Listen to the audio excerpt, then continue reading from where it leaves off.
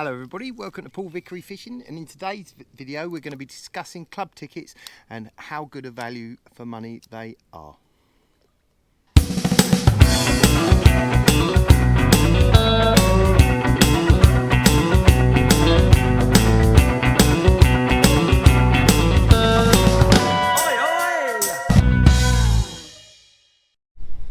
So the reason I want to start this discussion, and maybe I shouldn't do it on a public forum like my YouTube channel, is I've been having some debate with my club and the committee members about the value for money that our club offers for a ticket and the work that goes into maintaining the waters.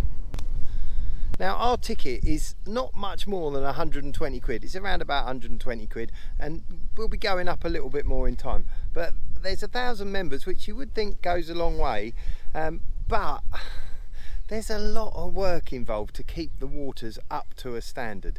And half the reason why I'm making this video today is I'm actually hosting a work party at one of the waters, and I've got a bit of time, but I'm the only one here.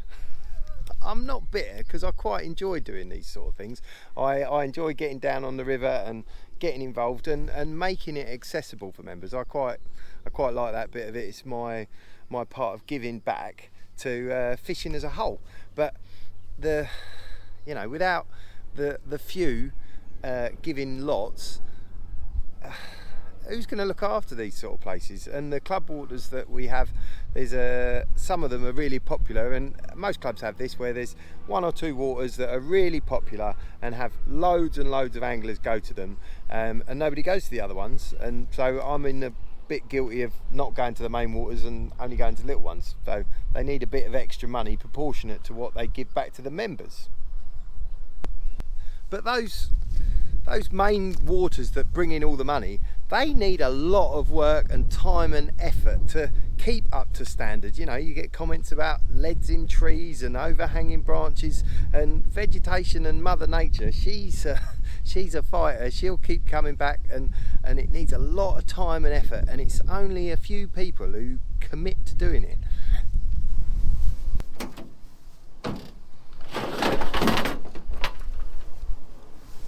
Now, you'd think compulsory work parties would be the answer, but they're not. I'll tell you why. What happens at a compulsory work party? You get loads of people who turn up who aren't interested. They don't want to do it. They can't be bothered. They're just ticking the box.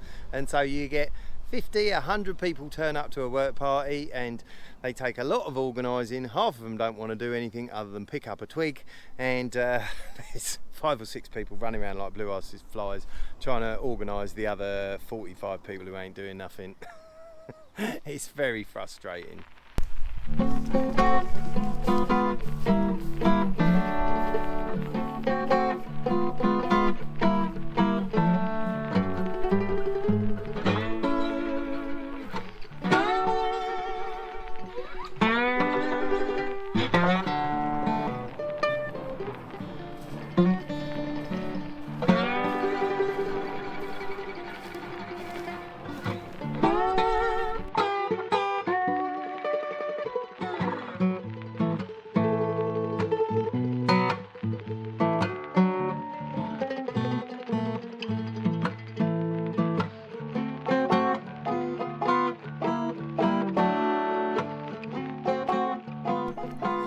See, now I quite enjoy this sort of thing, getting in the water and doing a bit of work on the swims, and I feel it's almost paying into the fishing bank. You know, I feel like I'm going to catch something because I've put that work into the effort.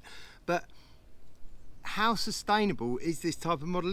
Will there always be a few people like me who want to come down and put the time and effort in, or should the club's fees go up and cover to pay for a little bit of that maintenance, and then the volunteers who want to do a bit, they can get involved? Because there's a lot of work to do on maintaining. I mean, we've got what, 6 or 7 bodies of water that need a lot of work this time of year, as well as ongoing maintenance like desilting and dredging and hard banks and car parks and all those sorts of things.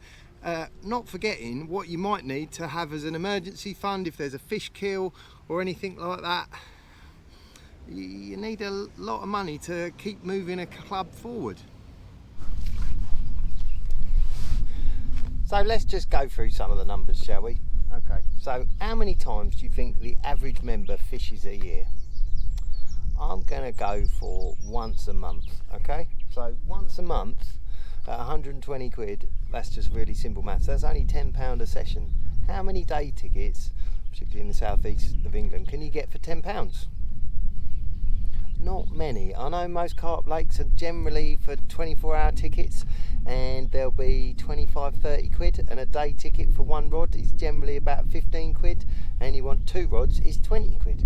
So if you, let's go for 15 quid with one rod, albeit most people carp fish these days, so let's go for 2 rods.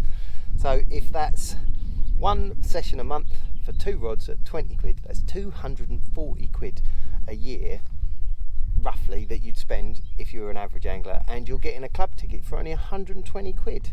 That strikes me as remarkably good value, and well done to all the clubs for keeping their costs so low. But is that sustainable? What a lovely swim this is that I've just opened up for the enjoyment of others. I will probably never fish this all year, albeit it does look quite nice down there. Anyway, what do you guys pay for your ticket? Let me know in the comments. What's the average price that you pay? I'll be really interested to know. I know up north some of the big clubs, like I'm a member of Scunthorpe to get on the Trent, and I think it's 60 quid a year. But I think those clubs are really big, like they've got thousands and thousands of members, and I don't know whether rents have traditionally been cheaper or how they managed to have them so cheap. So, Steve, we have another member turning up. Out of 1,000 members, it's been on their Facebook group, we've got 2 of us turned up, which is quite sad really, but there you go. Thanks for turning up, Steve. No worries, mate. So yeah, my thoughts on a syndicate price. I don't know what an average syndicate is, I'm not a member of any, but some of them are like 1,000, 2,000 quid. And I know with massive waiting lists, so a club at 120 quid sounds like really good value for money for me. I know I tried to get on a, can't remember, a roach ticket for a winter place on a big roach water. It was 400 quid for a winter ticket, a midweek ticket. So I think clubs are selling themselves a bit short.